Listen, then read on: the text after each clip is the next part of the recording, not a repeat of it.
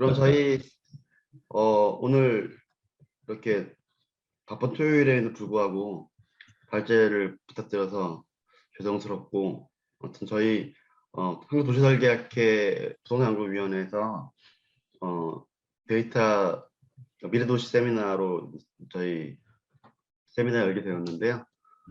먼저 오신 분들 좀 소개를 드리고 바로 시작하도록 하겠습니다. 오늘 발제 맡아주실 분은 먼저 스페이스워크의 조성현 대표님이십니다.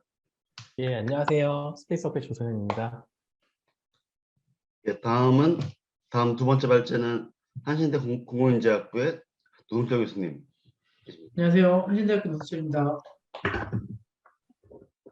네, 그리고 오늘 토론 맡으실 분은 강남대학교 부동산건설학부 김창일 교수님. 인사 부탁드립니다. 네, 안녕하세요. 강남대 부동산건설학부의 조교수로 일하고 있는 김천일입니다. 반갑습니다.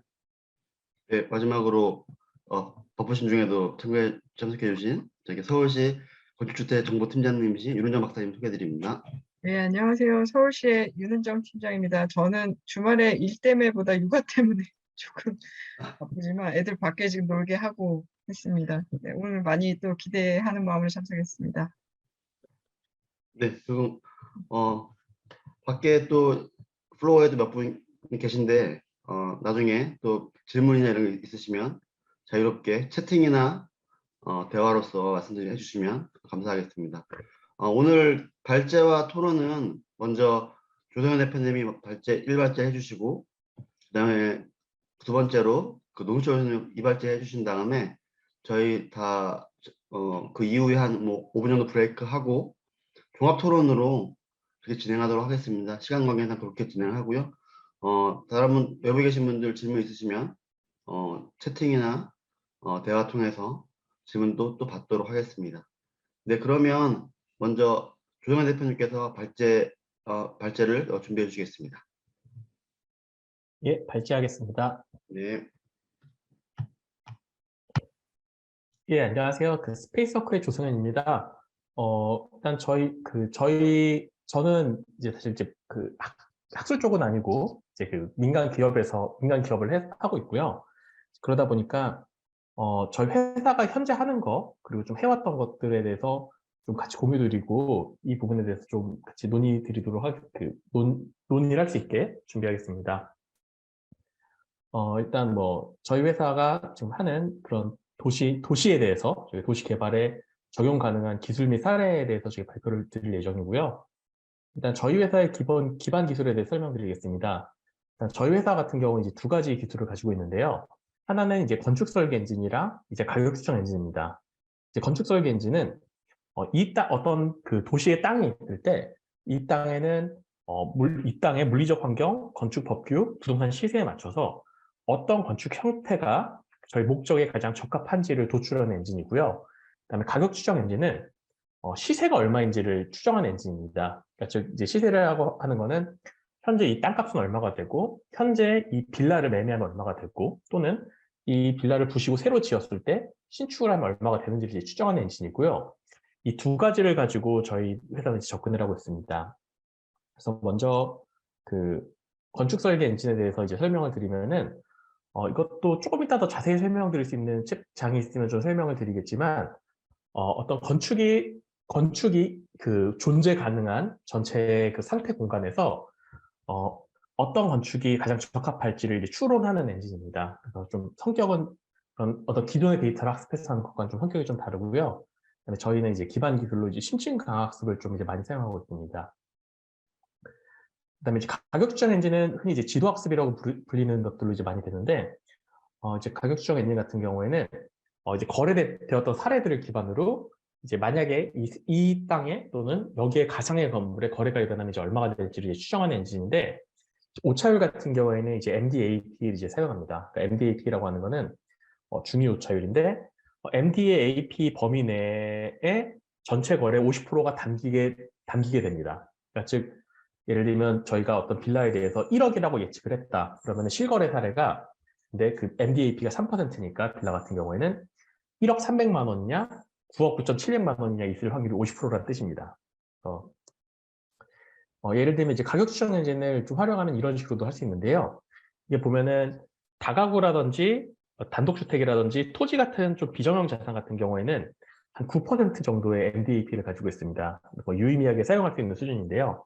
상업용 실거래가의 보통 표준 감정평가는 이제 13%이기 때문에 이렇게 전체 그 사례에 대해서 저희가 이런 가격 추정 엔진을 돌리면은 이제 이런 그래프가 나오게 되는데 저희가 매물 데이터를 넣어볼 수가 있습니다. 그러니까 만약에 전국에 있는 이런 토지라든지 단독주택에 대한 매물을 다 넣어보자 그러면은 조금 더 오른쪽에 위치하게 됩니다.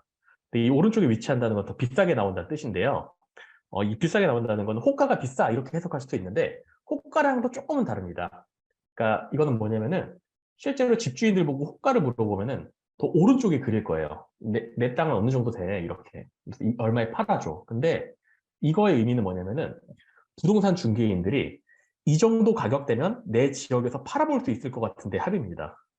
그래서 시장 이해관계자들이 이 정도면 팔아볼 수 있을 것 같은데 합의돼서 요거를 이제 보면 이제 어떤 걸 알 수 있냐면은 그 서울시 내에서도 지역별로 이 갭이 다릅니다. 그래서 예를 들면은 땅값이 급등하기 전 2019년 겨울 기준으로 이제 보게 되면은 용산구나 성동구 같은 경우는 24% 정도 벌어져 있었고요. 그다음에 가격 변동이 그 당시 별로 없었던 서초구나 강북구는 4% 정도 벌어집니다. 그러니까 즉 이제 이 갭을 보면 이제 시장 이해관계자들이 어느 정도로 단기적으로 상승을 이제 꾀하는지를 좀 볼 수 있는 수치가 되고 이 데이터로 활용하면은 이 지역에 이 가격대 매물이 나오면은 어느 정도 확률로 팔릴 거다를 통계적으로 추출할 수 있습니다.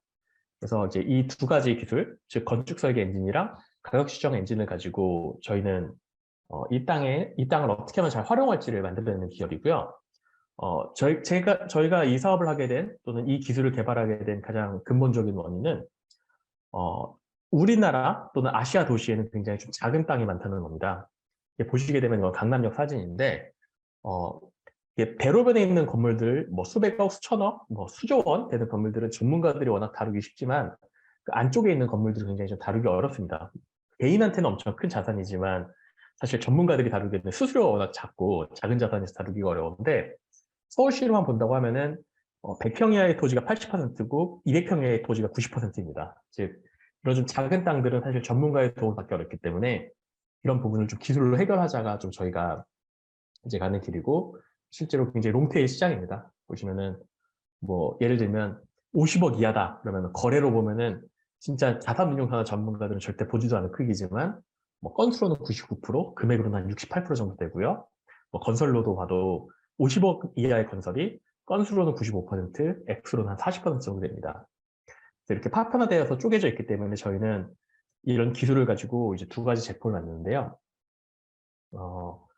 첫 번째 제품인 그 가로주택 정비사업 자동화 소프트웨어 같은 경우에는 이 토지에 대해서 클릭을 하게 되면은 이 필지가 현재 이 가로주택 정비사업의 대상지인지 아닌지 이런 것들이 바로 산출이 되게 되고요. 그 다음에 예비 조합원의 숫자는 어떻게 될지를 바로 추정하게 됩니다. 이거를 바로 추정을 하고 설계를 하게 되면은 이제 여기 맞는 이제 법들이 자동으로 입력이 되고요. 그 다음에 내가 원하는 타입을 넣어서 검토를 진행하면은 이렇게 검토안이 바로 나오게 되고요. 바로는 아닙니다. 20-30분 걸립니다. 검토안이 나오게 되고 이 검토안이 뭐 이 디자인이 예쁘다 안 예쁘다가 아니라 이렇게 되었을 때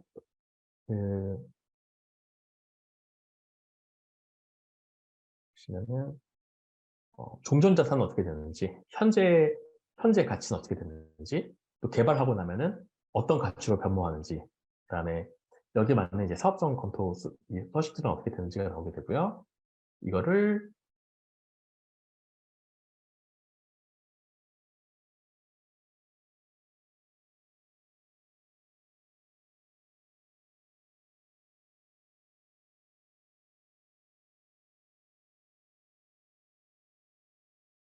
레포트로 출력하게 되면은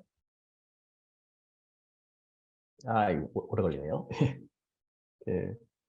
이렇게 공공기관이 많이 쓰니까 아래 한글로 이렇게 검토 보고서가 나오게 됩니다. 그래서 어떻게 보면 이제 수천만 원 그리고 이제 오랜 시간이 걸리는 이런 것들을 이제 바로 처리할 수 있게 되어 있고, 이것도 이제 하게 된 계기가 기존의 재건축 재개발 등 이제 대규모 사업 같은 경우에는 사실 개수도 얼마 안 되고 워낙 건수가 크니까 전문가가 하면 되지만, 가로주택 정비 사업처럼 이제 소규모 재건축, 뭐 모아타운 등 이런 작은 사업들 같은 경우에는 서울시만 해도 후보지가 10,000군데가 넘어서 다 일일이 사람이 하기가 어렵습니다. 그래서 이 주민들이 이제 요청을 하게 되면은 이 솔루션을 통해서 이제 검토를 해주게 되고, 그다음에 그걸 보고 이제 주민들이 다 같이 모여서 더 하자. 이제 본격적으로 이 사업이 본격화되면 그때 전문가가 이제 투입되는 방향으로 되어 있고요. 그래서 서울시에서 가로주택 정비사업 조합 지정 연번을 받으려면은 저희 솔루션을 거친 레포트가 반드시 필요합니다. 그래서 이게 그 가로주택 정비사업 솔루션이고요. 그다음에 저희 이제 계속 개선되고 있어서 이것도 약간 예전 버전이긴 하지만, 이런 소규모 토지에 대해서도 이런 땅들이 있으면은 토지를 클릭하고 뭐 대충 그 시세랑 뭐 어느 정도 이제 법규가 받는지가 나오고요. 여기에 대해서 건축 설계를 본격적으로 보자 그러면은 이 땅에 이제 새로 짓게 되면은 어떤 형태의 건물이 나오고, 그다음에 뭐 평면은 어떻게 되고 이제 수익성은 어떻게 되는지 이런 것들이 바로 나오게 됩니다.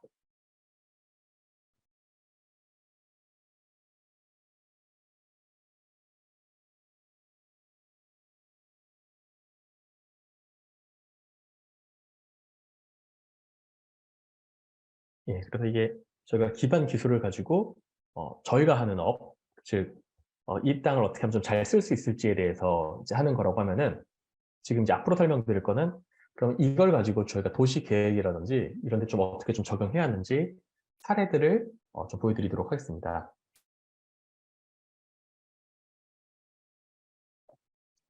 그래서 첫 번째로는 저희가 뭐 이거는 LHI, 그다음에 뭐 경기도시공사, 고양관리도시공사, SK건설, 뭐 우미건설 등 좀 다양한 데들이랑 해왔던 것이 있는데, 첫 번째는 가로주택 정비 사업이 잘 될 부지를 좀 찾는 겁니다, 미리.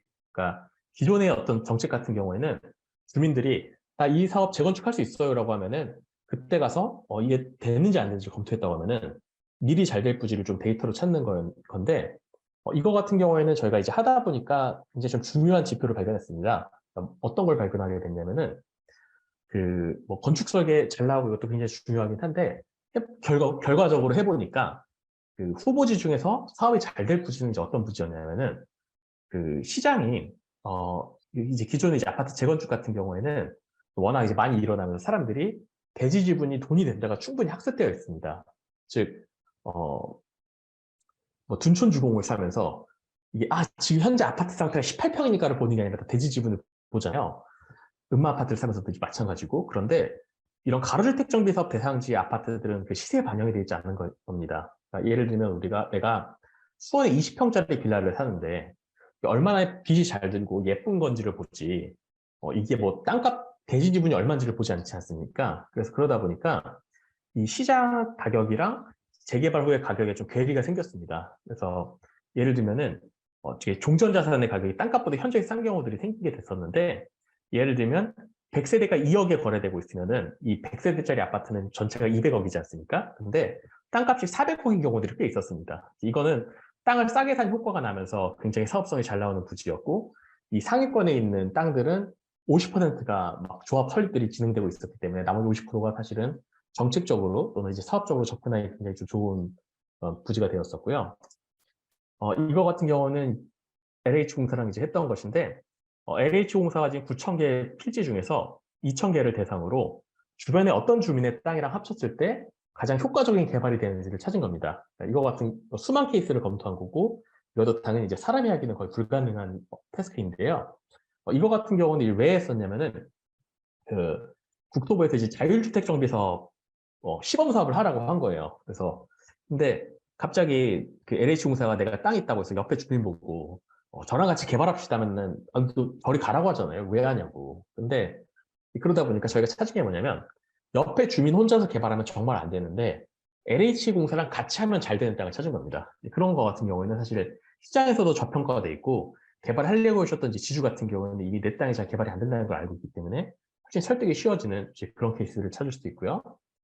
요거 같은 경우에는 좀 이제 여러 방면에서 저희가 썼던 건데, 뭐 아까 말씀드렸듯이 가로주택이랑 좀 비슷한데, 어떤 딜들이 들어왔을 때 내가 이 땅이 잘 될지 안 될지를 검토하는 방법도 있는데, 그게 아니라 내가 어떤 정책, 예를 들면 뭐 공공임대주택을 공급한다, 뭐 또는 뭐 임대주택을 공급한다, 뭐 민간도 마찬가지, 민간 임대주택을 공급하든 공공임대주택을 공급하든, 내가 어떤 사업을 한다고 했을 때 딜이 들어온다고 해서 검토하는 게 아니라 미리 잘 될 지역을 찾는 것도 사실 굉장히 좀 유효한 방법입니다. 근데 미리 잘 될 때를 찾는다고 할 때 당연히 법정동 평균을 쓰면 안 되고요. 보시면은 이 종로구 같은 데 너무 작아서 사례가 희소하고, 신림동은 너무 넓어가지고 어떤 한 구역은 좋고 어떤 한 구역은 나쁘면 이제 평균이 애매한 값이 나오기 때문에, 그래서 저희가 쓰는 거는 행정동도 아니고 전체 필지에 대해서 원하는 사업에 대해서 프로젝션을 해본 다음에 그거를 같은 속성 값을 지니는 비슷한 유사한 값들끼리 클러스터링을 하는 겁니다. 그러면은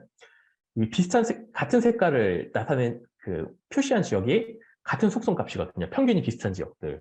그렇기 때문에 뭐 예를 들면은 여기를 보시면은 가운데는 빨갛고 양쪽은 하늘색인 지역이 있으면은 대로는 비슷하고 양쪽은 이제 싸면 이렇게 나오게 되는데, 그렇기 때문에 이렇게 클러스터링을 한 다음에 우리가 원하는 지역을 찾으면은 훨씬 효과적으로 내가 원하는 사업 또는 내가 원하는 지역이 어딘지를 좀 좁혀낼 수 있습니다. 그래서 뭐 이런 거 같은 경우에도 건축법이 이제 수시로 바뀌니까 법규가 하나 바뀔 때 어떤 변동이 일어나는지, 그럼 어떤 지역에서 이런 변동이 숨겨진 수익들이 창출될 수 있는지 좀 이런 것들을 찾기도 하고요. 예. 그리고 이제 요거 같은 경우에는 뭐 어떤 임대주택 사업이든 어떤 사업이든 내가 이제 원하는 사업이 있으면은 이거를 매물 데이터랑 연결을 하는 겁니다. 매물 데이터랑 연결을 해서 막 수천 건, 수만 건의 매물이 올라오면은 그걸 다 검토해 버리는 겁니다. 그러면은 수천 건의 그냥 후보지들 중에서 롱리스트로 한 100개, 상위 20개를 뽑아낼 수가 있게 되고, 상위 20개를 정교하게 검토하면은 굉장히 이제 효과적으로 저희가 어떤 개발 사업을 하거나 정비 사업에 사용할 수가 있겠죠. 뭐 이런 것들이 저희가 앞서 만든 기술과 제품을 통해서 하고 나니까 주변에 협업 요청이라든지 어떤 이런 요청들이 왔을 때 진행했을 때 저희가 했던 것들이고요.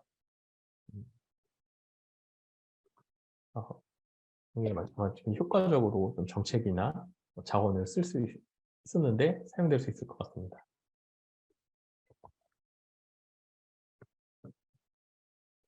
그리고 다음 사례는 저희 윤은정 팀장님이랑 서울시랑 아직 깊이까지는 못 들어가고 그래도 어느 정도 컨셉적으로 했던 거지만, 뭐 이제 상습 침수 지역이 있으면은 이제 거기에 대해서 이제 가려내고, 이제 그 상습 침수 지역의 반지하를 이제 없애려고 하면은 어떤 인센티브를 줄 때 이제 없앨 수 있을지 좀 이런 가능성들을 저희가 이제 볼 수도 있습니다. 네. 왜냐면은 그냥 얼핏 보기에는 용적률을 올려주면 되지 않을까? 뭐 이제 여러 가지 우리 아이디어들은 있을 수 있지만 실제로 그거를 한다고 했을 때 효과가 없을 수도 있고, 아니 효과가 너무 날 수도 있고, 그런 것들을 다 알기가 어렵거든요. 그래서 그런 것들에 대해서 케이스들을 검토할 때는 사실은 사람이 하긴 좀 어렵고, 실제로 굉장히 이제 수천 건, 수만 건의 후보지들이 있으니까 기술적으로 접근할 때 굉장히 효과적으로 할 수 있을 것 같습니다. 그래서 여기까지가 제가 오늘 발제한 내용, 즉 기반 기술을 설명드리고, 그 기반 기술로 저희는 좀 어떤 제품을 만드는지, 그리고 이런 제품과 기술 데이터를 통해서 어떻게 좀 도시 정책에 활용할 수 있는지, 여기까지로 발제를 마치겠습니다. 예, 감사합니다.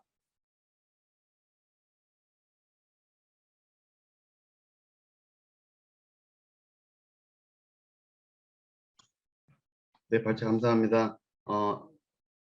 이후에 많은 얘기들 할 수 있을 것 같은데요. 발제 감사드리고, 그다음 한신대학교 노은철 교수님 발제하시고 잠시 브레이크하고 같이 종합 토론하도록 하겠습니다. 네, 노 교수님 발제 부탁드립니다.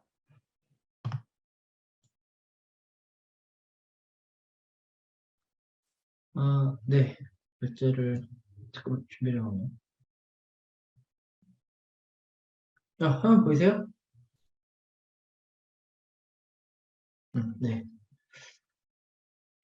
앞에서 조 대표님이 너무 재밌는 걸 보여주셔서 갑자기 얘기를 들으면서 불안했는데 그래도 준비한 거 얼른 하고 토론하면서 말씀 좀 드리겠습니다. 앞에 제목은 제가 머신러닝 기반 도시변화 예측 연구라고 타이틀을 붙인 이유가 어떤 결과보다는 제가 생각하는 뭐 도시계획에 머신러닝의 기능을 어떻게 도입을 할까, 어디에 쓸 수 있을까에 대한 생각들을 하다가 지금 했던 연구들, 그리고 아직도 풀지 못한 숙제들, 그런 것들을 좀 풀어놓고서 오늘 토론 오신 분들과 같이 이야기를 좀 했으면 좋겠어서 연구 결과라기보다는 한번 발제에 의의를 두고 말씀 좀 드리겠습니다. 방금 제가 좀 두리뭉실하게 말씀을 좀 드렸는데요. 우리의 도시를 어떻게 예측을 할까, 도시가 어떻게 변화해 갈까에 대한 고민들이 참 많이 있어 왔던 것 같아요. 저도 그렇고. 결국은 우리가 하고 있는 도시 계획이라는 건 미래를 알아야 계획을 하는 거고, 물론 그 계획이라는 게 우리가 나아가야 될 방향, 그 아젠다에 맞춰서 계획을 할 수도 있겠지만, 이 도시가 그냥 두었을 때 어떻게 변할 거냐, 그 방향이 우리 사회의 올바른 방향일 거냐에 대한 고민을 해야 된다면 결국은 예측을 해야 되겠다는 생각에 다다르게 됩니다. 그래서 저도 뭐 비롯해서 도시변화 예측 모델에 관심이 좀 있어 왔고요, 계속. 근데 뭐 저만 이런 관심이 있지는 않았겠죠. 네. 물론 도시변화를 예측하기 위한 모델들은 굉장히 많이 왔습니다. 1960년대에 우리들이 많이 알았던 뭐 중력 모델부터 시작해서 LUTI라고 흔히 불렸던 랜드 유즈 트랜스포테이션 인터랙션 모델, 그러니까 토지 이용 교통 통합 모델이라는 이름 하에 60년대, 70년대, 8, 90년대 이제는 컴퓨팅 파워가 점점 더 좋아지면서 점점 더 복잡한 모델, 점점 더 큰 모델, 그 모델들이 국내외에서 많이 개발이 되어 왔습니다. 오른쪽에 있는 것들이 국내외, 해외에서 개발이 됐던 모델들의 이름이고요. 아마 이 중에서도 들어보셨던 이름이 있을 것 같습니다. 1960년대에 좀 비교적 간단했던 중력 모델로 시작을 해서 그 후에 계량경제학의 이론이 같이 들어왔던 이코노믹 모델, 이코노믹 모델로 넘어오고 그 다음에 마이크로 시뮬레이션, 에이전트 베이스, 셀 베이스, 이 모델들이 각자 발전한 이유는 일단 기본적으로는 컴퓨팅 파워가 워낙 좋아졌고 데이터도 이제 많아졌고 워낙 세세한 단위에서 데이터도 많아졌고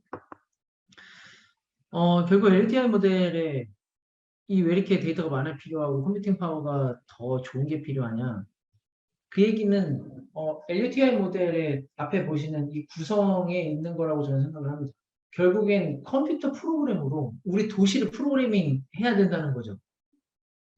LUTI 모델에서 거기에 사는 사람들, 그 사람들이 이동하는 모빌리티, 그리고 그 사람들이 만들어낸 가구, 산업, 이 우리를 둘러싸고 있는 가구, 산업, 인프라스트럭처, 그리고 이제는 법규까지, 이 모든 것들이 다 데이터로서 정량화되고 측정화돼야 되고, 그런 것들을 이론적으로 다 연결을 시켜가지고 그들 간의 관계를 만들어내야 되고, 이론적으로 그 이론이 다시 컴퓨터 프로그래밍화 돼야 되고, 컴퓨터 내부에서 앞에 있는 사람들과 교통과 플래닝, 뭐 법규들이 같이 맞물려서 이 돌아가는 어떤 균형 상태, 같이 맞물려 돌아가면서 시계열적으로 흘러가는 과정, 결국 이거를 다 프로그래밍을 하려다 보니 점점 더 데이터는 커지고 더 많아져야 되고, 이런 것들을 한꺼번에 연산을 하려니 컴퓨팅 파워도 많아져야 되고,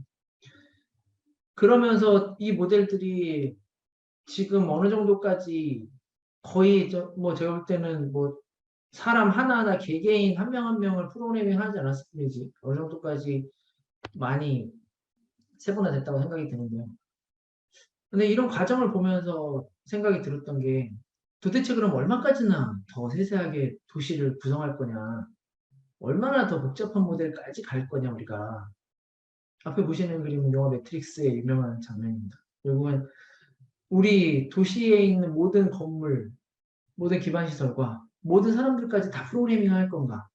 그러면 우리가 도시를 예측할 수 있을 것인가? 대한 조금 생각이 좀 들었습니다. 그러면서 제 개인적으로는 그럼 조금 실용적으로 가보자. 우리 도시 전체를 모델링하지 못할 거면 애초에 또 모델링하지 못할 거라면 너무 단정적이니까 네, 모델링하는 게 너무 어렵다면 그러면 지금 도시에서 나타나는 문제들 그 문제들을 예측하는 데에 집중하면 어떨까? 그 문제들을 해결하는 거에 집중하면 어떨까? 도시 전체가 모델링되지 않더라도 그렇게 해서 제가 저는 이제 그 예측에 특화되어 있는 머신러닝을 비롯한 통계 기반의 이 모델들을 좀 도시계획에 이용했으면 좋겠다라는 생각이 좀 들었고요. 앞에 이 그림을 제가 장표에다 넣은 거는 이게 인공지능 발전사랑 보면은 약간의 맞물려 있는 그림이 있습니다. 애초에 인공지능이 만들어지면서 인공지능 과학자들이 생각을 했었죠. 우리 머릿속에 있는 이 뉴런과 똑같은 인공지능을 만들면, 그러니까 뇌를 본딴 프로그래밍하면 그 프로그램이 지능을 갖지 않을까? 인간처럼 생각할 수 있지 않을까? 라고 했지만 결국에는 그 당시에 1970, 80년대에 그 당시에 뇌를 본딴 프로그래밍을 하겠다는 인공지능 초기가 실패를 하고 그때는 한계에 다다랐죠. 한계에 다다르고 지금에 있는 머신러닝이라는 그 통계 기반 패턴을 찾아내는 통계학적 모델에 기반한 머신러닝이 그 대안으로 제시가 되고 그 통계학적 기반의 그러니까 뇌를 본따지 않아도 문제만 해결하면 된다. 통계 기반으로 많은 데이터를 가지고 예측을 해서 문제만 해결하면 되지 굳이 뇌를 본따야 되냐. 뇌를 본떼지 않아도 지능을 가질 수 있다.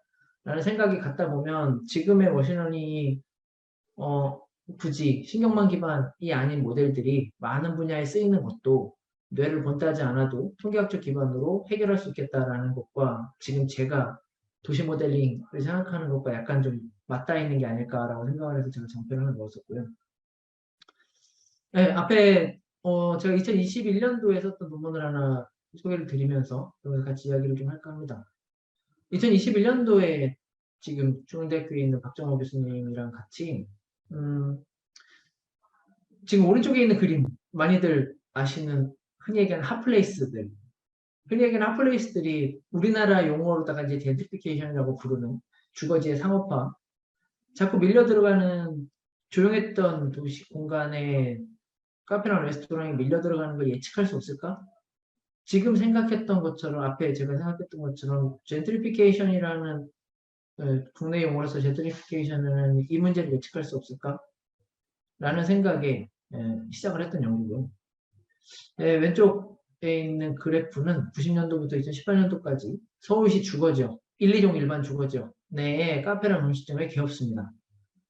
2000년 이후에 굉장히 빠르게 성장을 했고 2010년 중반대 되면 2010년 중반대 되면 이때부터는 좀 안정적으로 보는 한 700개 연간 아니죠. 카페만 700개 전체로 치면 거의 4,000개 가까운 게 주거지역에서만 개업을 합니다. 서울에서만. 그래서 이걸 어떻게든지 예측을 할 수 없을까라는 생각이 좀 들었던 거고요. 뭐 그러면서 이런저런 자료들을 모으기 시작했습니다.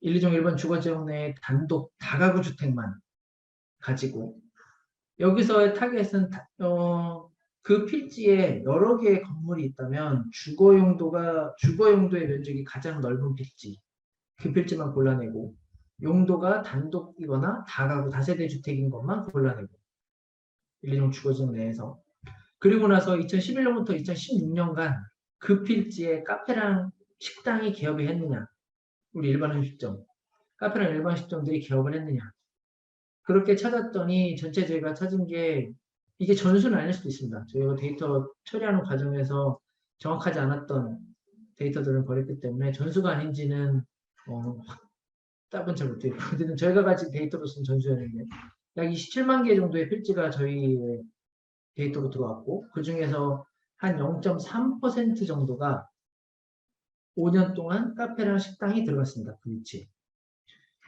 그리고 제가 밑에 있는 이 과정에서 모델을 하겠다는 건 이 0.3%를 맞추겠다는 거죠.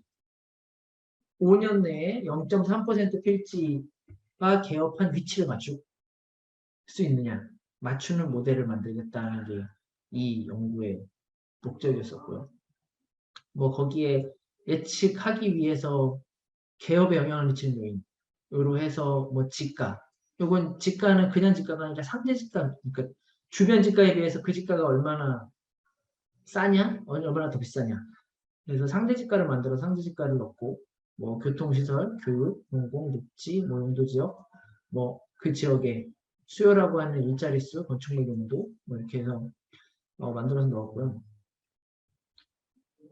이게 지금 예측 모델의 결과고요. 저희가 지금 대상으로 예측 대상으로 삼았던 게 2,770개인데 이 730개가 맞춘 거라고 생각하시면 됩니다. 2,770개 대상 중에 730개를 맞췄습니다. 확률을 치면 26.4%. 네. 실망하셨다면 죄송합니다. 26.4%밖에 못 맞췄어요. 그거 아니에요. 전체 정확도를 치면은 96%까지 맞췄어요. 전체 정확도를 치면. 저희가 지금 대상으로 삼았던 83,000개 필지 중에 전체적으로 맞춘 거는 96.3%입니다. 근데 결국 그 얘기는, 그러니까 제가 아까 말씀드렸던 게 0.3%가 개업을 한 필지고 99.7%는 개업을 안 했거든요. 99.7%의 대부분을 맞췄습니다. 개업을 안 한 필지는. 근데 개업 한 필지를 맞춘 거는 26%밖에 못 맞췄다는 거죠. 네. 아마 일반적으로 얘기하는 모델의 정확도라고 한다면 지금 저희 모델의 정확도는 96.3%입니다. 96%의 정확도를 가지고 있습니다. 일반적으로 얘기하는 정확도라고 하면. 근데 저희는 뭐 굳이 다 모든 걸 다 맞춘다기보다 개업한 거에 초점을 뒀기 때문에 제가 26.4%라는 요 값을 말씀드렸던 거고요. 거기에 뭐 가장 주요하게 개업을 할 거냐 안 할 거냐 그 필지를 맞추는데 주요하게 영향을 미쳤던 게 뭐 당연히 아까 말씀드린 상대 지가, 다른 지역보다 저평가되어 있는 지역, 다른 지역보다 고평가되어 있는 지역. 오히려 다른 지역보다 거기가 가격이 저평가되어 있는 지역이 얼핏 생각하면은 거기가 기회가 되기 때문에 개발하면 더 수익이 날 거니까 거기에 더 입지할 것 같지만 지금 시장에 서울시 같은 이미 포화된 시장에서는 다른 지역보다 저평가되어 있다는 얘기는 그 필지에 뭔가 문제가 있는 거죠. 그 필지에 가치가 이미 떨어져 있다는, 그 필지를 개발할 가치가 시장에서 이미 평가가 됐다는 거죠. 그래서 오히려 주변에 있는 필지보다 가격이 오히려 더 높은 필지가 거기에 상점이나 카페가 들어갈 확률이 더 높게 나타났습니다. 높습니다. 오히려. 상식적으로는 저평가되어 있는 게 될 것 같은데 오히려 높은 데가 시장에서의 판단은 거기가 더 가치가 높은 필지라고 이미 판단을 해서 그렇지 않을까. 예, 왼쪽 그림은 저희가 지금 83,000개 필지, 각각의 필지 모두에 대해서 지금 신축 카페나 식당이 들어갈 확률을 계산을 했기 때문에 그 계산된 결과를 이렇게 열지도로서 표현을 한 거고요. 왼쪽은 주요한 요인이라고 생각했던 토지 가격, 그리고 접근성, 시내버스 접근성이라고 하는. 그래서 오히려 가격이 비쌀수록 거기에 개업할 확률이 더 높아지고 시내버스는 접근성이 시내버스에서 멀어질수록 개업할 확률이 낮아지고 굉장히 일반적인 얘기입니다. 어디에 개업을 하는 게 좋을까? 어디에 내가 가게를 차리면 좋을까?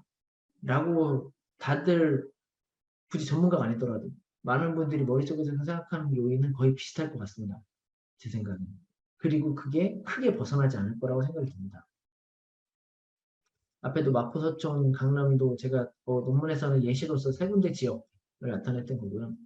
제가 지금 권수 교수님한테 드렸던 장표에는 없는 그림인데 이 그림은.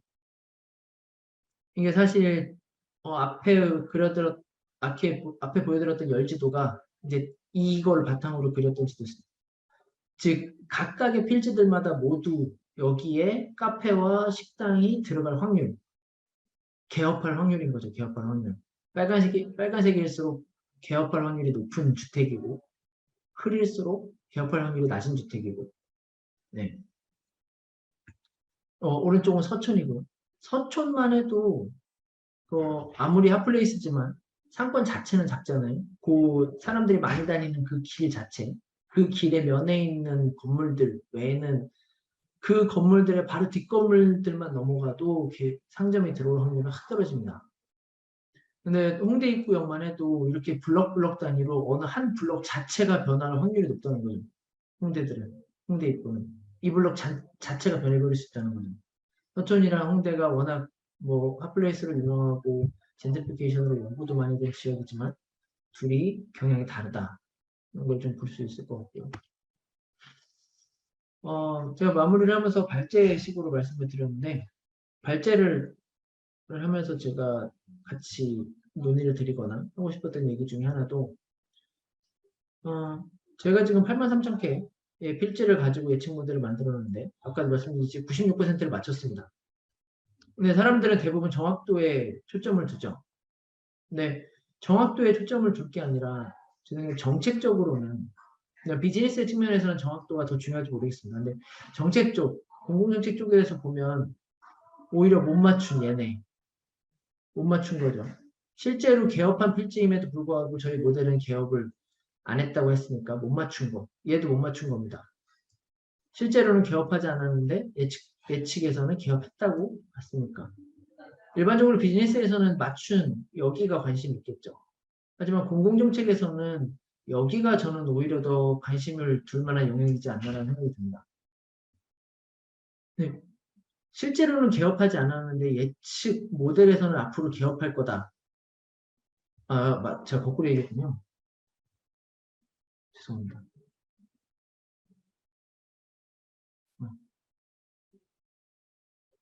못 맞춘 데가 얘. 그리고 못 맞춘 데가 얘죠. 얘 지금 못 맞춘 거죠.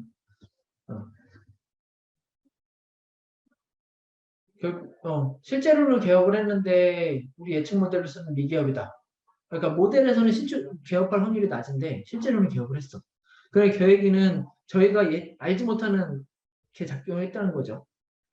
이 모델에 들어가지 않았던 요인이 작동을 했다는 거죠. 그게 사람들의 심리적인 요인일 수도 있고, 사람들의 입소문일 수도 있고, 혹은 시장이 미리 판단한 그 지역의 가치일 수도 있고.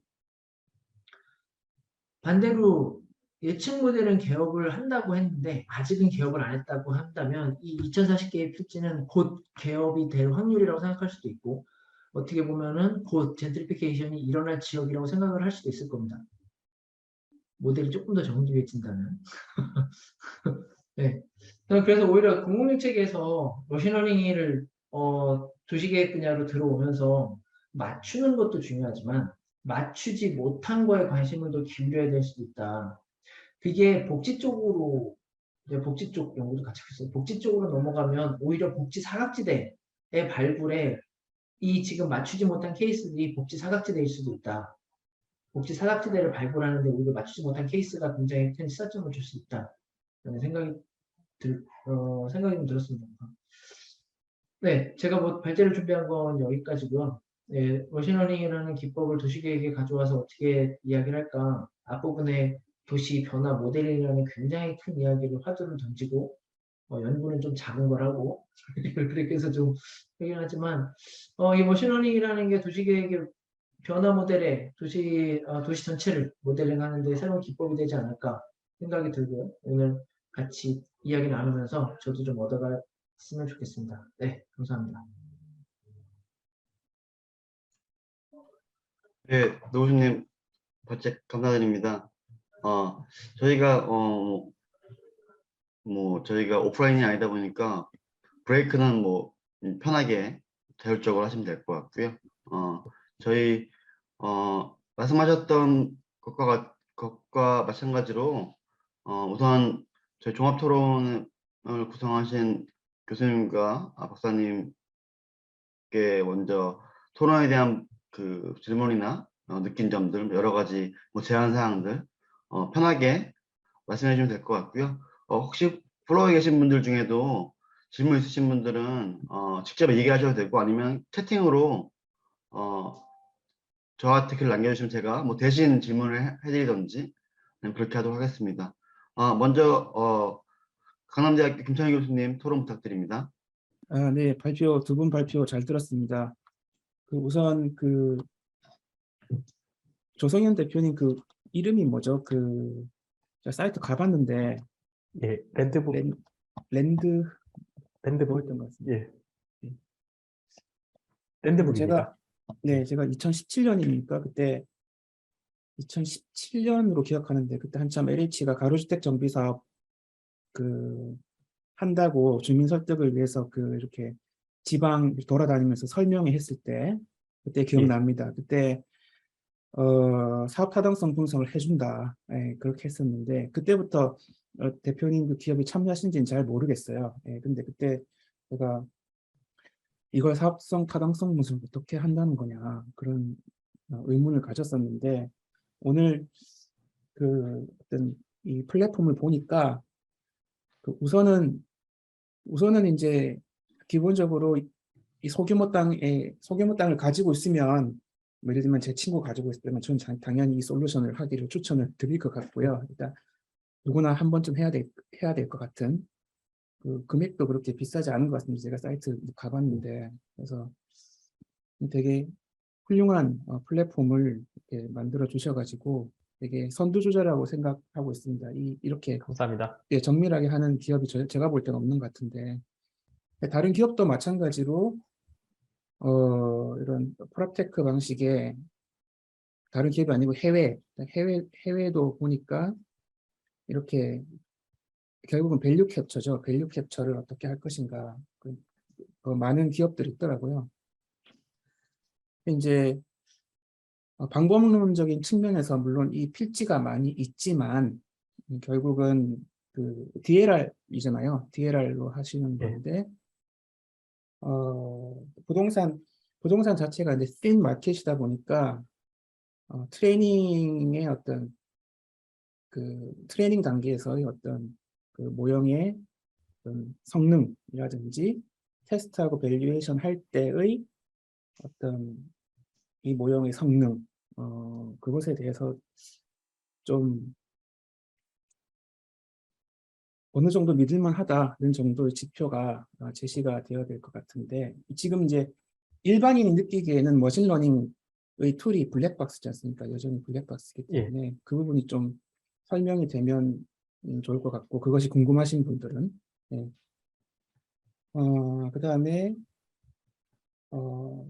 차후에 이 솔루션에 대한 사후평가 체계도 미리 대비를 해야 될 것 같습니다. 그래서 평당 얼마로 예측했는데 그게 실제로 뭐 분양이 안 됐다든지 임대료가 수준이 안 됐다든지 그랬을 때 이 모형을 어떻게 고치고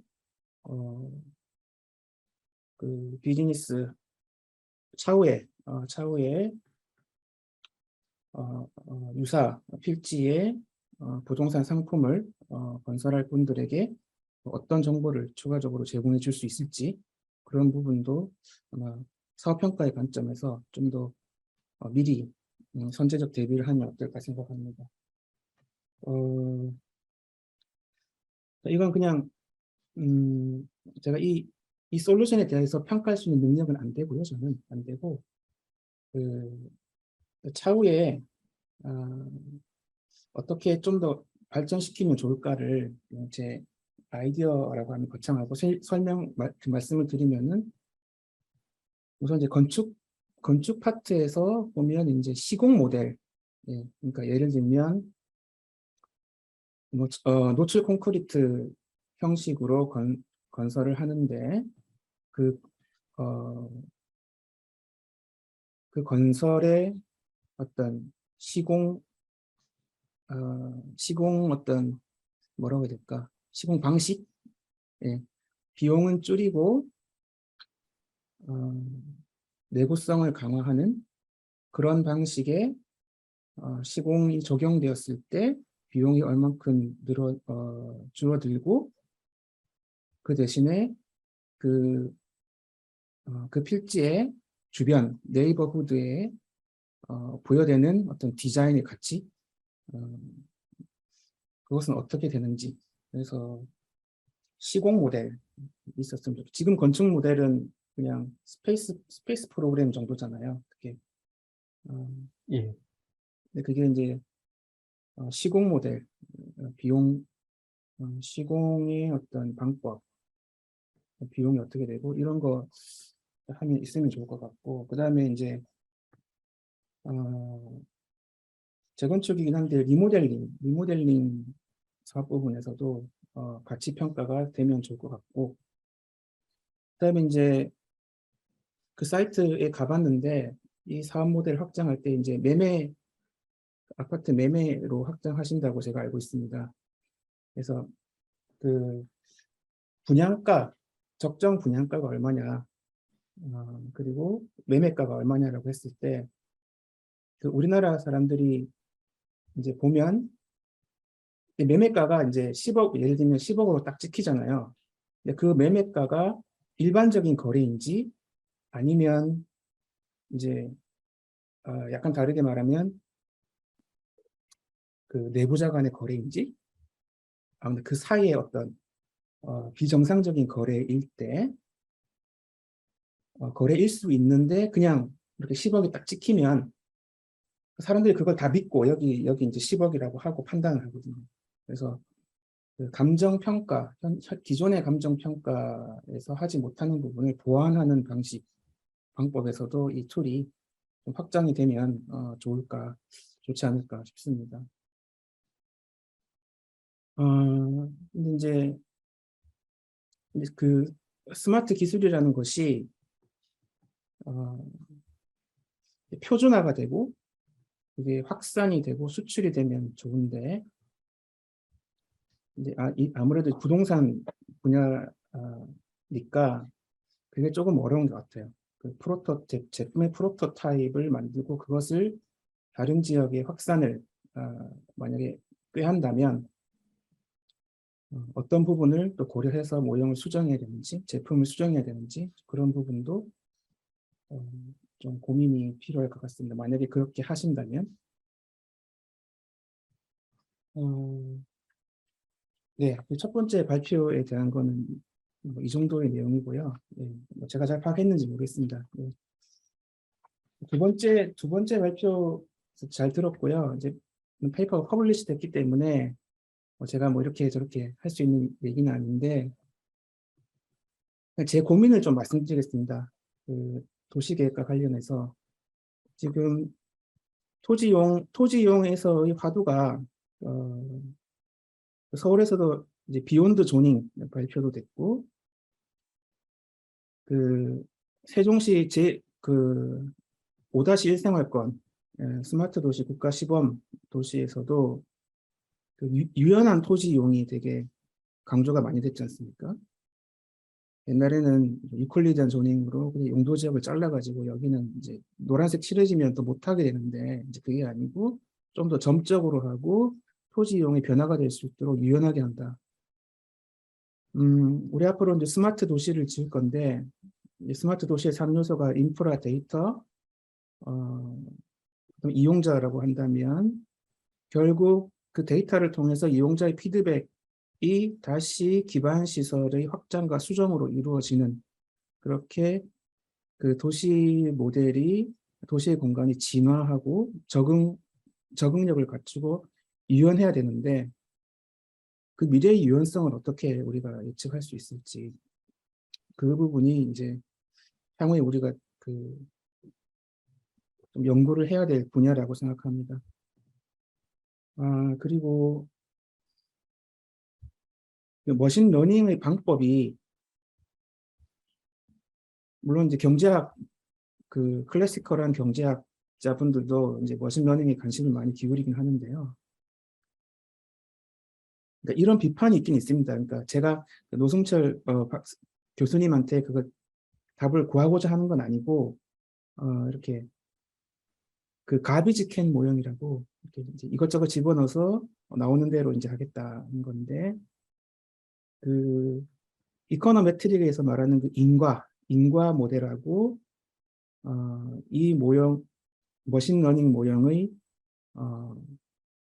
그 성능, 그것의 균형을 어떻게 이룰 수 있을 것인지 그런 문제도 좀 더 고민이 돼야 될 것 같습니다. 주택 가격이 오르는 곳에 그 젠트리피케이션의 기회가 많다고 했는데 어쩌면 주택 가격이라는 그 변수 자체가 그 지역의 여건이 좋다라는 것을 대리할 수도 있는 거기 때문에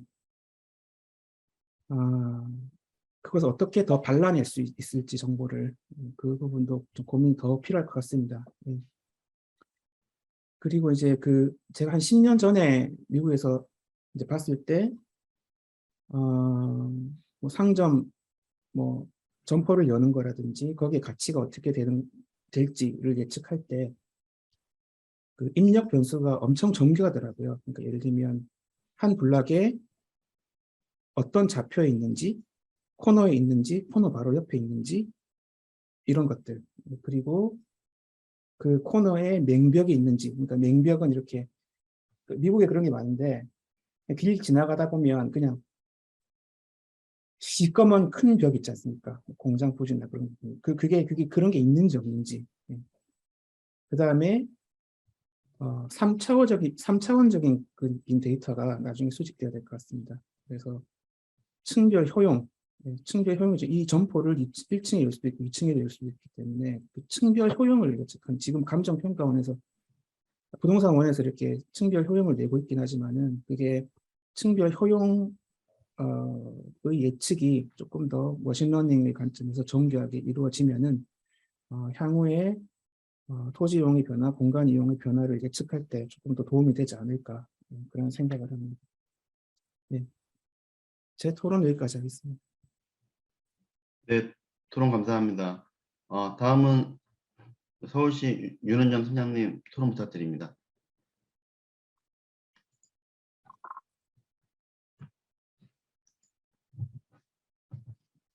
네, 저는 박사 학위를 하긴 했지만 이런 데 오면 제 관점이 이미 공공적으로 행정적으로 많이 제 머리가 굳었구나 이런 생각이 좀 많이 들고 어쨌든 이게 학계 뭐 또 기술계 그리고 저희 공공이 함께 뭐 만들어가는 측면에서 제가 있는 입장에서 좀 말씀을 드리는 게 좋을 것 같고 그래서 두 분의 발제 너무 흥미롭게 잘 들었고 동시에 이제 공공에서 활용성 측면으로 제가 뭐 이 프로세스와 그 모델에 대한 어떠한 것을 평가할 그건 아닌 것 같고 저희 공공에서 행정에서 어떻게 활용할 수 있을까 또 어떤 부분에 더 발전이 되면 좋을까 이런 측면의 얘기가 될 것 같습니다. 먼저 우리 조성현 대표님은 제가 사실 그 모델을 뵙기 전부터 거기 사이트를 흥미롭게 봤었고 이제 가로주택 정비사업이라는 모델 들어오면서 SH랑 하고 있다는 말씀도 들었었거든요. 그래서 그때 저희 그 직원들하고 논의를 할 게 과연 이게 그럼 최적의 모델이라고 할 수 있냐? 그럼 이런 걸 우리 행정에서 전격 도입해야 되냐? 이런 얘기를 했을 때 사실 최적이라고 할 수는 없지만 현실적이다라는 그 측면에서는 의미가 있겠다. 이런 논의를 한 적이 있고요. 그리고 그게 이제 시간이 지나서 이번에 시급하게 반지하 주택들을 빨리 없애 나가자 할 때에 급하게 이제 그 같이 좀 제가 부탁을 드려서 하게 되었습니다. 그래서 반지하 주택을 뭐 리모델링을 해서 쓸 수도 있지만 이제 근본적으로는 이 오래된 반지하들이 문제고 그러면 정비 사업이 일어나는 데야 뭐 자동적으로 소멸이 되지만 한 개 동이 신축이 되냐 아니면 뭐 하필해서 신축을 해가냐 뭐 이런 가능성들을 좀 빠르게 해보자. 그리고 그때 저희가 인센티브를 준다면 그게 작동을 할 수 있느냐 이런 것들 때문에 저희가 부탁을 드렸고 아까 보여드린 신림동 모델 그거를 해보면서 저도 이게 도움이 많이 되더라고요. 그러니까 저희가 행정에서 제도를 만들어내지만 제도를 만들고 운용하고 인허가를 하면서 현실성이라는 부분에서 어쩌면 약간 무책임한 부분도 있었거든요. 근데 그 부분에 대해서 이번에 실제 해보면서 어떤 부분은 우리 조 대표님 직접적으로 인센티브를 저희가 반지하 부분을 용적률에 들어가지 않는 거를 아예 위로 실제 조례상 넘어가도록 우리가 해주는 거는 가능할지 뭐 공공임대주택을 넣었을 때 그 5층이라는 걸 파격적으로 더 넘어서 올려줘도 될지 이런 거에서 아주 분명하고 현실적인 조언들을 해주셨죠. 그렇게 해봐야 현실에서 다른 어떤 요소들 때문에 되지 않는다. 뭐 이런 것들을 이제 해주셨고, 예, 그리고 실제적인 걸림이 되는 부분이 어떤 부분인지, 그러니까 하여튼 그런 부분들에서 실제로 도움을 많이 받았습니다. 그래서 오늘 저희 거 외에도 여러 가지 사례를 들으면서, 이 모델이 앞으로도 우리 특히 주택정책실 쪽에서 제도를 만들어내고 운영할 때에 많이 쓰이면 좋겠다. 그러니까 그동안에는 잘 아시다시피 여러 교수님들이 서울시에 이제 뭐 제도를 바꾼다고 오시면 교수님들의 감이나 직관으로 결정이 되는데, 실제 이런 모델을 돌려보고 좀 사실에 근거해서 갈 수 있으면 좋겠다. 네, 그런 생각이 듭니다. 우리 조 대표님이랑 한 거는 저희가 11월 15일자에 이제 대회 발표 준비하고 있는데 거기서 이제 공개가 좀 일부 될 것 같습니다. 예, 그리고 이게 대규모 정비 사업은 사실은 너무 또 모델의 유연성이 크지 않을까라고 생각했는데, 제가 오늘 들으면서는 신속통합기획이라는 게 지금 도시계획국에서 하고 있지만 계략적인 가이드라인을 이제 주게 되잖아요. 근데 저희가 아파트를 단지가 크더라도 통로나 이런 것들을 우선시하면서 소규모형으로 가자라는 방향들이 있거든요. 그리고 경관에 대한 가이드라인, 층수 이런 것들의 조건을 먼저 주는 개념이기 때문에 그리고 정비사업의 의사결정 주체는 이제 주민들이 있잖아요. 전문성이 조금 나름 부족한. 그러니까 꼭 외부의 어디에 도움을 받아야 되는데 여기서 이렇게 좀 투명하지 못한 이런 관계들이 생기고 이런 문제가 있는데, 이런 부분도 계략적인 가이드라인에 대한 현실성 컨설팅도 이루어져도 좋겠다. 네, 그런 생각도 들었습니다. 그거는 제가 통합 쪽에도 한번 얘기를 해보겠습니다. 그리고 김천일 교수님 말씀 들으면서 이 모델은 진짜 투명성 제고에도 되게 도움이 되겠다. 저희가 정비사업이나 큰 모델일수록 주민들이 뒤에 어떤 업체랑 하는지는 저희가 터치를 해서도 안 되고 하지 않는데, 이게 오히려 공개가 되면, 그리고 주민들이 선택을 한다면 이거는 굉장히 이제 투명한 행정을 하는데도 도움이 되겠다라는 생각이 듭니다. 그래서 앞으로 이 모델을 뭔가 쓸 수 있는 부분이 되게 많을 것 같아서 함께 고민해 나가면 좋겠다는 생각을 좀 했습니다. 많이 알려주십시오. 네, 감사합니다. 그리고 우리 노 교수님 들으면서 저 주제는 매우, 저도 도시교육부에서 오래 있었고 매우 흥미롭습니다만 아직 이 학계에서의 시도라는 게 정책하고는 아직 직접 사용에 대해서는 괴리가 굉장히 있다라는 생각이 들고요.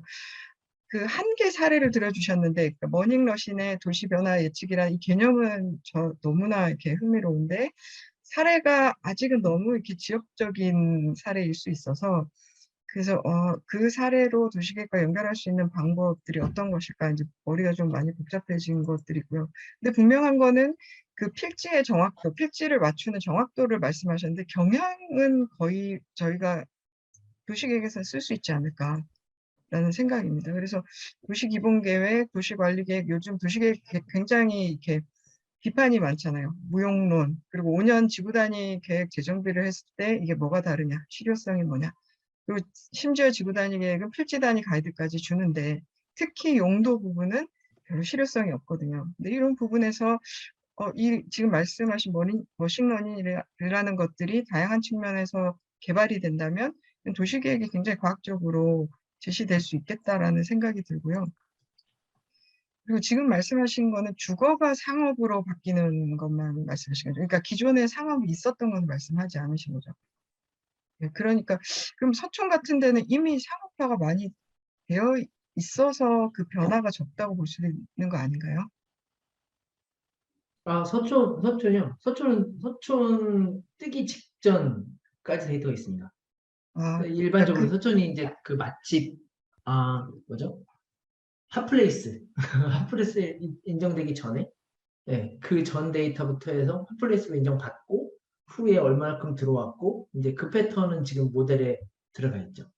기존의 주거일대를 기준으로 하는 말씀. 근데 네. 그렇게 보기에는 빨간색이 생각보다 너무 적어서요. 네, 그런 생각이 들었고, 민간에서는 굉장히 이게 유용할 것 같은데, 이제 만약에 공공에서 쓴다면 예를 들어서 지금 마포 쪽 경향하고 도봉 쪽 경향이 이게 확연히 색깔로 차이가 나는데 마포 쪽에 이제 저희가 정비 사업 같은 걸 한다. 그럼 항상 비주거 도입이 문제거든요. 그랬을 때 그 같은 정비 사업이라도 뭐 주거 비율, 비주거 비율이라든지 지금은 레스토랑 카페만 얘기하셨는데 그게 여러 가지 용도 측면에서 또 이게 진행이 된다면 구체적인 좀 용도 가이드라인과 비율 이런 것들 설정에도 쓸 수 있을 것 같은데 가능한 건가요? 제가 사실은 지금 이 모델이 우리 건축법상에 있는 건축 용도 전체를 타겟으로 하는 모델로 처음에 설계가 됐었는데요. 그러니까 그 한 필지가 우리 건축법에 있는 용도로 어떻게 변화할 거냐, 각각의 변화할 확률, 나아가서 그러면 옆에 합필 혹은 분필을 통해서 그 확률을 높일 수 있을 거냐, 네, 그 모델로 원래는 설계가 됐었는데 데이터의 한계도 있고 일단은 컴퓨팅 한계가 너무 심하게 와서 제가 개인적으로 할 수 있는 한계를 넘더라고요. 모델이 돌아가질 않습니다.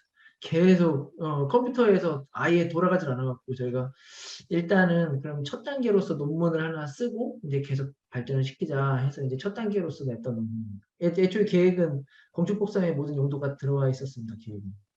네. 네.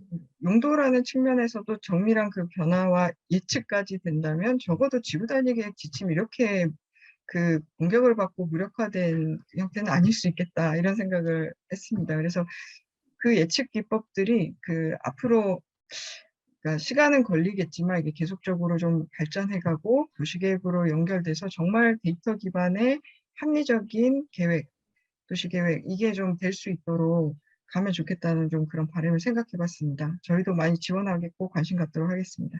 감사합니다. 네, 감사합니다. 네, 토론 감사합니다. 제가 다른 분들께 지금 궁금한 점을 여쭤보고 있는데 아직까지는 없어서 좀 기다리는 차원에서 저도 뭐 질문이나 이런 부분들 좀 말씀드리도록 하겠습니다. 먼저 조성현 대표님 발표 잘 들었고요. 아주 흥미롭게 예전부터 알고 있었는데 이번 기회를 통해서 처음 이렇게 뵙는 것 같아요. 이야기 많이 들었는데 저는 뭐 토론 갖고 상관없이 저는 개인적으로는 이 관련된 내용으로 일반 대종서를 한번 쓰면 어떠실까? 왜냐하면 정말 필요한 것 같아요. 그 부분에서 제가 말씀드린 이유는 사실 이게 처음에 말씀하신 것처럼 일반 소비자와 전문가 사이에 사실 그 시장 비즈니스 차원에서는 일반 소비자에서 할 수 있는 것들과 집을 지을 생각하는 사람이 되게 소수잖아요. 예. 그러다 보니까 저는 개인적으로 지금 사업 확장하시고 여러 가지 기여하신 부분도 매우 중요하지만 일반서를 하나 써주시면 진짜 재밌겠다 라는 생각이 들었고 그게 오히려 지금 사업의 비즈니스 차원에서 민간 쪽에 어떤 영역을 넓히는데 더 좋지 않을까라는 개인적인 생각을 좀 해봤어요. 왜냐하면 이게 어떻게 보면 초창기에 우리가 비즈니스 컨설팅에서 예. 프랜차이즈 이런 거 할 때 초기에는 사실 다 그냥 소위 말하는 업자라는 사람들이 계속 가게를 찾아다니면서 그런 식으로 데이터 없이 이제 말로만 내가 이 바닥에서 많이 해봐서 아는데 내 경험상 뭐 내 촉상 뭐 이렇게 돼.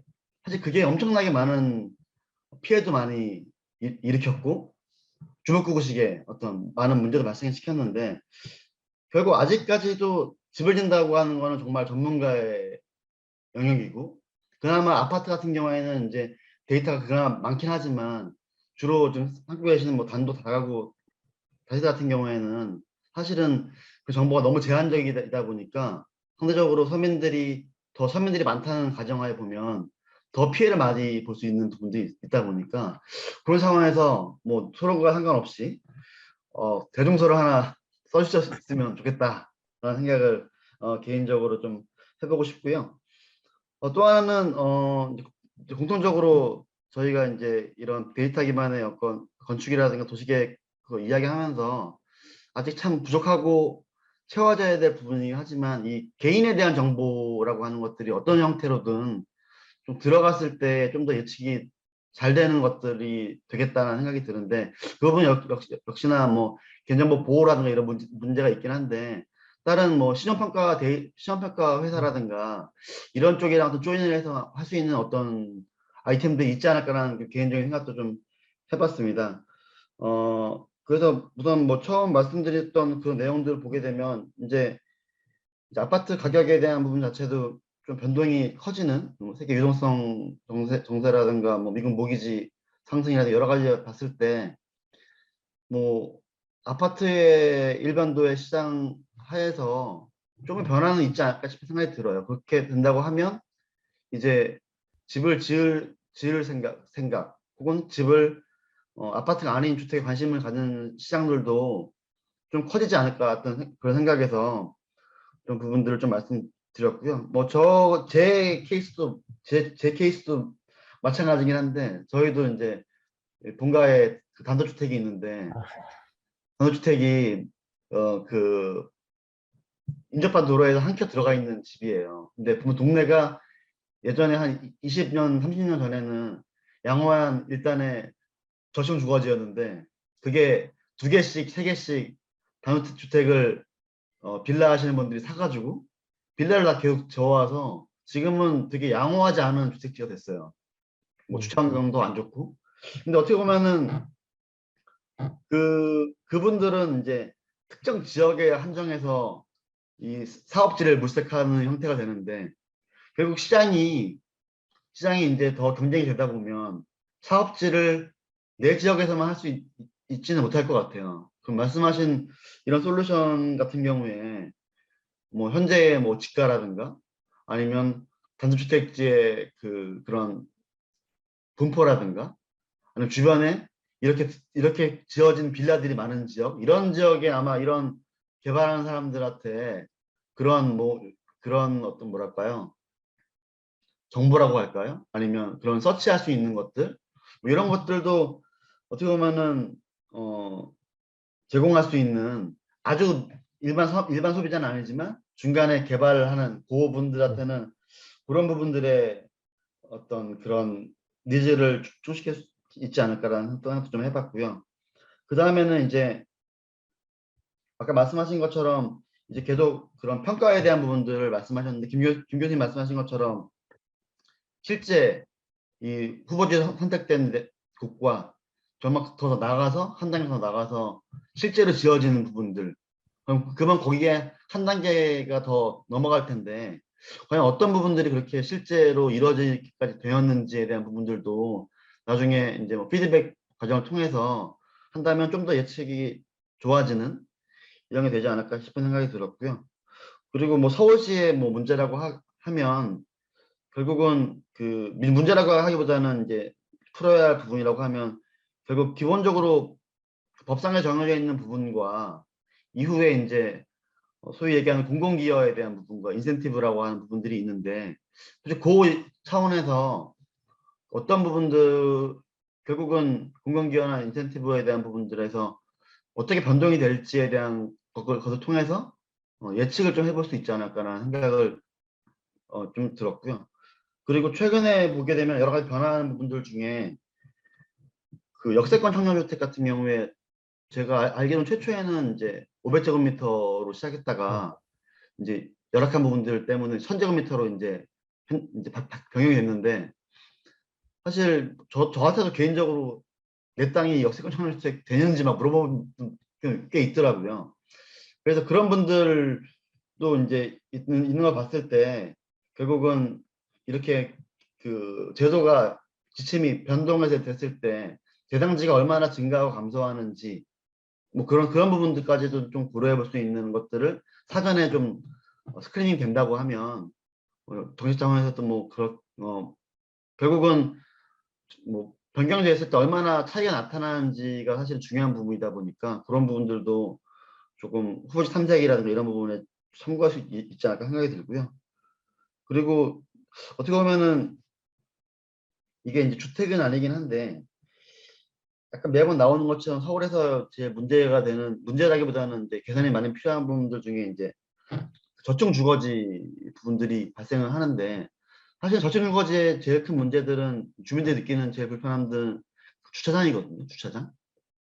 그러면 결국 그 대통령의 주차장이라고 하는 것들을 뭐 순환 방식이든 아니면 어떤 특정한 기금을 마련해서 돈을 모아놨다가 그 돈으로 먼저 주차장을 짓고 이렇게 그 지은 돈으로 환경 개선하고 뭐 이런 것들도 아이디어 차원에서 이야기하시는 분들 계신데, 이런 저층주거지에 주택이 아니더라도 뭐 주차장을 했을 때 뭐 효과가 높은 지역이라든가 뭐 그런 지역을 하려고 하면 뭐 집가라든가 아니면 뭐 주변에 재개발 예정지라든가 이런 것들은 뭐 제외되고 여러 가지 그런 것들을 시뮬레이션을 해봤을 때 사실 구의 예산은 되게 정해져 있고, 근데 주민들의 요구는 많다 보니까 사실 그거를 사전적으로 구 차원에서 미리 좀 알고 있다고 하면 그런 것들을 사전에 자기 예산을 가지고 올해는 어느 지역에 몇 대 정도의